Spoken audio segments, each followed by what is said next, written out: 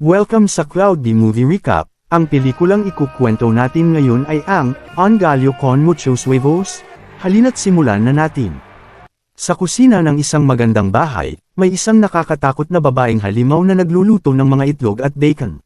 Sumisigaw ang mga ito para sa tulong, ngunit inilagay pa rin sila ng babae sa kawali at binuhusan ng mantika. Biglang may isang bayani na sumire sa bintana ng kusina, si Toto, ang naghihiganting itlog.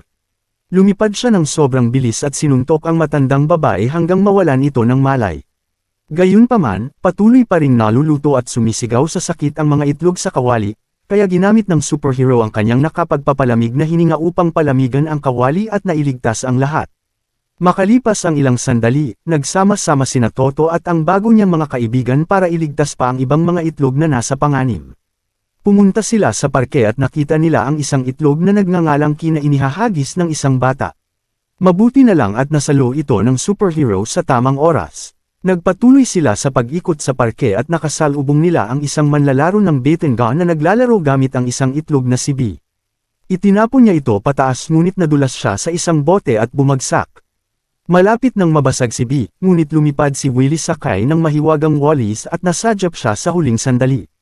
Dahil buo na ang grupo, napagpasyahan ng mga itlog at bacon na bumuo ng isang koponan ng mga superhero, ang League of Avenging Eggs. Ang buong kwento ay ikinukwento ni Ki, na inimbento lamang ang lahat upang mapahanga ang mga maliliit na itlog sa loob ng kulungan ng mga manok. Ikinwento pa niya na pagkatapos nito, si Toto ay nagbago mula sa pagiging itlog tungo sa pagiging makapangyarihang tandang, ngunit ilang sandali lang ay para lang pala siyang karaniwang manok. Pagsapit ng gabi, natulog ang mga bata at nagpaalam ang magkakaibigan. Ngunit bago umalis, napansin ni Toto ang isang magandang inahing manok na si De. Nag-usap sila sa tabi ng lawa, ngunit may isang palakang istorbo na pumihil sa kanila. Naghanap sila ng mas tahimik na lugar ngunit dumating ang ama ni De na si Don Alfonso. Nagkwento siya tungkol sa kanyang karera bilang isang boksingero, na nagpapaalala kay Toto sa laban na gaganapin ng gabing iyon, kaya umalis siya. Maya-maya, nakipagkita siya sa apo ng may-ari ng sakahan at magkasama nilang pinakinggan sa radyo ang laban. Magsisimula na ang laban sa pagitan ng kampyon na si Vanny Void at ng hamon na dilawang dibdib na manok. Nagsimula ang laban at sunod-sunod na sumuntok ang kampyon habang halos walang laban ang kalaban. Tinapos niya ito sa isang malakas na suntok sa tuko ng manok na agad bumagsak. Dahil dito, nanalo si Void sa pamamagitan ng knockout at ayon sa patakaran, makukuha ng amo niya ang sakahang pag-aari ng natalong manok. Kinabukasan, kinuha ni Toto ang dyaryo na nagbabalita sa panalo ni Void. Dumating si Don Alfonso at sinabing oras na para magsanay si Toto ng tilaok. Dinala niya ito sa tuktok ng kamalig, pero napakasama ng boses niya kaya naapektuhan pati mga hayop sa karatig sakahan. Makalipas ang ilang sandali, naglagay ng "for sale" na karatula ang matandang may-ari ng sakahan dahil baon siya sa utang. Dahil dito, nagtipon-tipon ang mga hayop para magplano kung paano mailigtas ang kanilang tahanan. Iminungkahi ni Don Alfonso na bumalik siya sa boxing upang mapanalunan ang perang pambayad sa utang. Pumayag ang lahat ngunit kailangan nilang pumunta sa malaking lungsod. Sakto namang dumating ang cartero at sinamantala nilang sakupin ang motorsiklo nito papunta sa syudad. Pagdating nila roon, natagpuan nila ang ring ng laban ngunit kailangan muna nilang hanapin ang Godfather Egg na namamahala sa mga pastahan. Habang naghihintay, naglibot si Toto at nakakita ng laban sa pagitan ng isang napakalaking manok at isang bihasang mandirigma. Mabagal ang malaking manok kaya madaling nakailag ang kalaban hanggang sa pabagsakin niya ito. Sa wakas, tinawag sila ng Godfather Egg at nagmakaawa si Don Alfonso na makapaglaro muli para mapanalunan ang pera kapalit ng sakahan. Hindi ito nasiyahan sa alok at pinalis sila. Habang wala ang dalawa, bumalik ang grupo sa club at nakilala nila ang magandang manok na si Sweet Pea na kumakanta. Naakit si Toto sa kanya, bagay na ikinagselos ni De. Ilang sandali pa, dumating si Void at ipinakitang siya ang nobyo ni Sweet Pea kaya nagkaroon ng tensyon. Dumating ang Godfather Egg at inanunsyo na tinanggap niya ang alok ngunit hindi si Don Alfonso ang lalaban, si Toto ang silang laban kay Void. Nabigla ang lahat ngunit pumayag si Toto. Maya-maya, napagpasyahan ng grupo kung paano sasanayin si Toto. Ikinwento ni Don Alfonso ang nakaraan niyang pagkatalo laban sa isang manok, na kalaunan ay nalaman niyang Toto pala kaya siya napahiya at tumigil sa pakikipaglaban. Ngayon, gusto niyang mahanap ang Toto para sanayin si Toto. Naglakbay sila sa gubat kung saan maraming poto at naghanap sa mandirigmang poto. Imbes na makita ito, hinamon si Toto sa rap battle ng mga poto ngunit napahiya siya. Sa huli, dumating ang isang fighting duck na nagpakitang gilas at muntik nang masaktan si Toto. Pagkatapos noon, dumating ang isang tatod na itlog na anak umano ng hinahanap nilang poto. Ipinaliwanag niyang patay na ang kanyang ama matapos kagatin ng buwaya, ngunit alam niya ang paraan ng pagsasanay nito at pumayag siyang sanayin si Toto. Unang aral, kailangan niyang maniwala sa sarili at lakasin ang katawan at isipan. Kinabukasan, nagsimula ang matinding pagsasanay, pagbubuhat, pagtakbo, pagtalon, at pagsuntok. Sa una ipalpak siya, ngunit unti-unti siyang lumakas. Tinuruan din siyang lumipad at lumangoy, ngunit paulit-ulit siyang nabigo hanggang sa isang araw.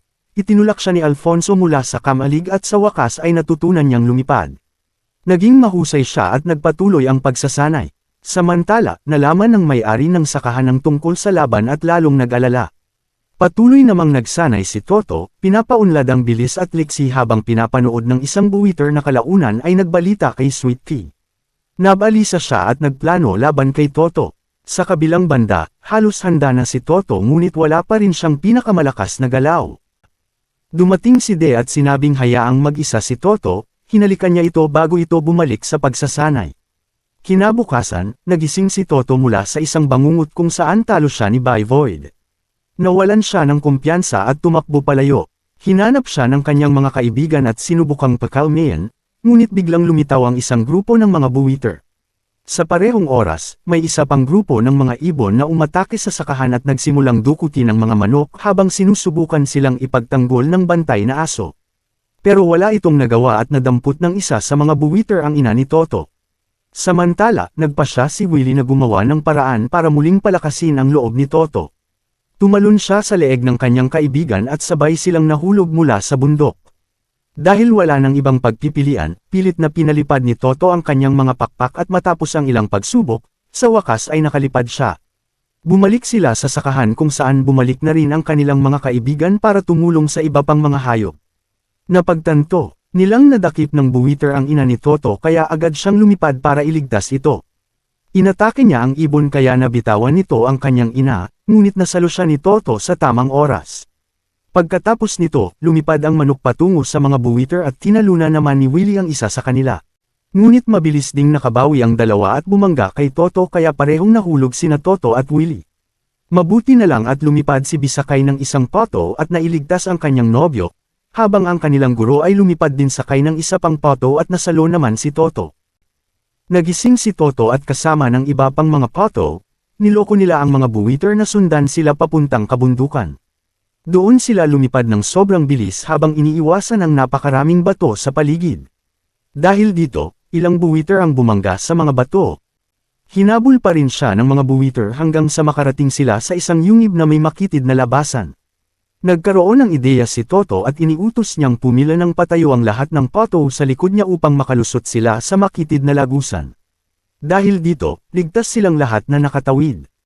Gayunpaman, nakaligtas ang pinuno ng pangkat at agad na umalis.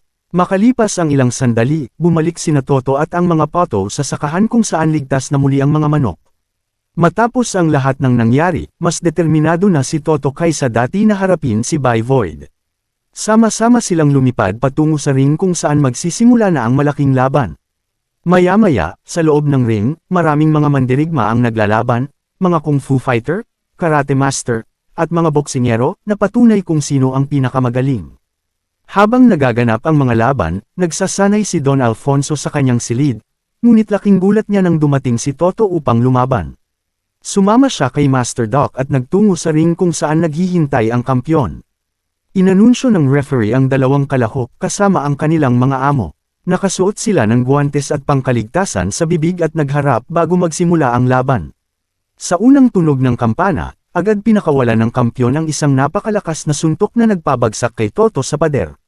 Nagsimulang magbilang ang referee ngunit nakabangon pa rin ang manok at nagpatuloy sa laban. Muli siyang sinalubong ni Void kaya natakot si Toto at nagsimulang tumakbo.